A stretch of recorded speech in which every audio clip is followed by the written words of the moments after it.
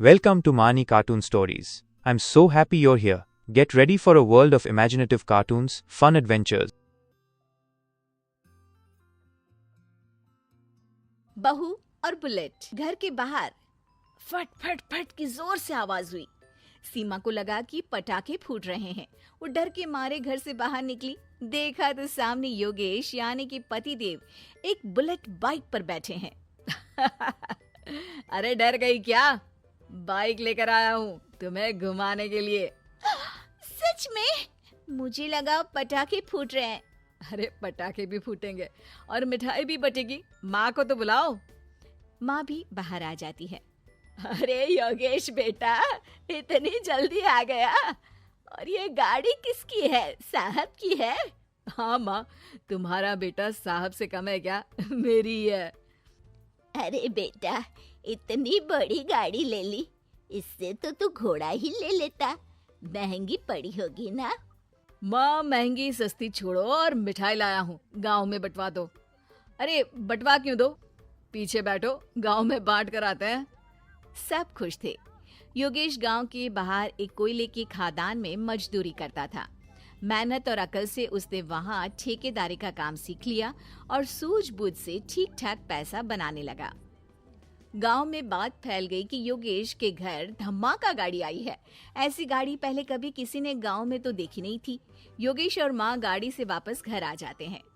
बेटा, बाबूजी ऊपर से देख रहे होंगे और आशीर्वाद भी दे रहे होंगे तुझे।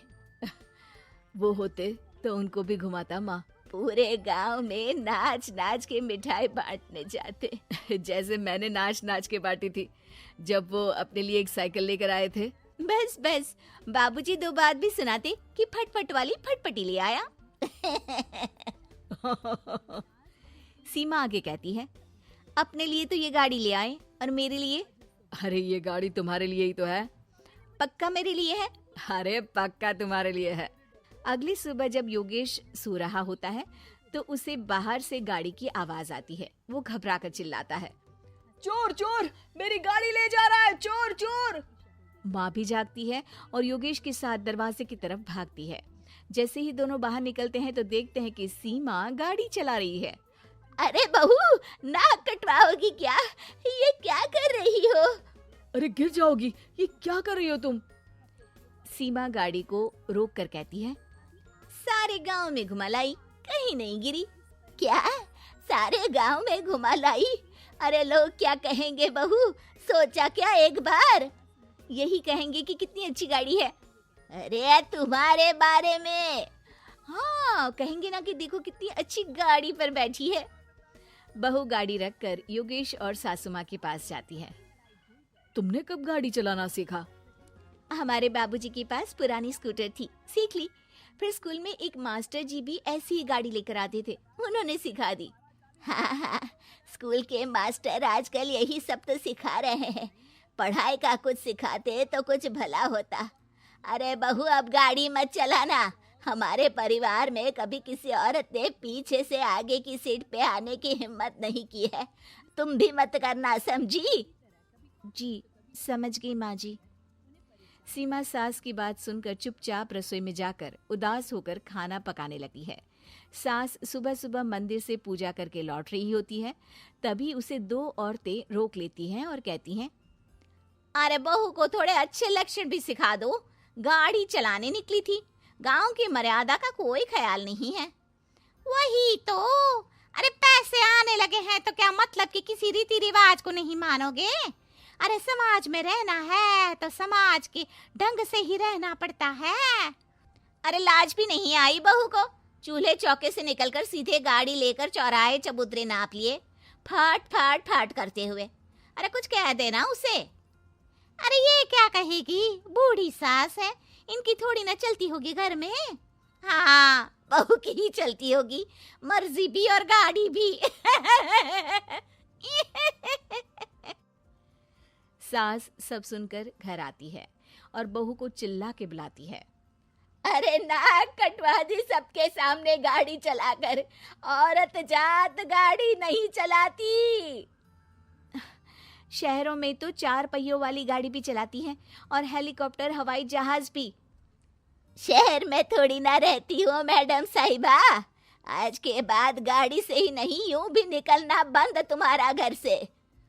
माँ सही कह रही है, कहीं भी जाना हो तो मुझे बता देना, मैं लेकर चलूंगा। आज माँ को तुम्हारे कारण कितनी बातें सुननी पड़ी। इतना कहते हुए योगेश वहां से चला जाता है। बारिश की वजह से कारखाने के रोड पर कीचड़ रहता है, इसीलिए योगेश गाड़ी घर रख कर जाता है और किसी से लिफ्ट लेकर कारखाने पहुंचता है ताकि नई गाड़ी गंदी ना हो। लेकिन शाम को इतनी तेज बारिश होती है कि उसे वापस आने का कोई साधन ही नहीं मिलता। बारिश बढ़ती जाती है, रात के 11 बज जाते हैं। रास्ते में एक नदी का ब्रिज है, अगर उस पर पानी आ गया तो योगेश कारखाने में ही फंस जाएगा। पूरी रात भूखे प्यासे बितानी पड़ेगी। घना अंधेरा, बिजली की कड़कड़ाहट और तेज बारिश। राजेश डर भी रहा था, ठंड से कांप भी रहा था। तभी उसे रोड से आती हुई एक रोशनी दिखती है। वो देखता है कि उसके सामने एक बाइक आकर खड़ी हुई है। वो ऊपर वाले को धन्यवाद देकर उस बाइक वाले आदमी की तरफ बढ़ता है, पर पास जाकर देखता है तो भौचक्का रह जाता है। सीमा, तुम यहाँ इतनी बारिश में गाड़ी पर?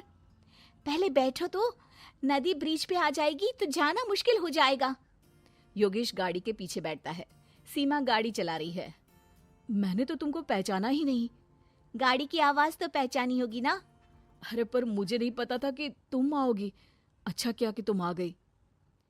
माँ नहीं आने दे रही थी, पर हमेशा पति पत्नी की रक्षा थोड़ी ना करेगा, पत्नी को भी तो करनी चाहिए। योगेश को सुबह अपने किए पर पछतावा होता है। उसकी आंख में आंसू आ गए जो बारिश की बूंदों में बह गए थे। उसके बाद सीमा को सास ने और योगेश ने खुशी खुशी समाज की सीमा लांघने की मंजूरी दे दी। अब वो जहां भी जाती फट फट फट गाड़ी पे ही जाती।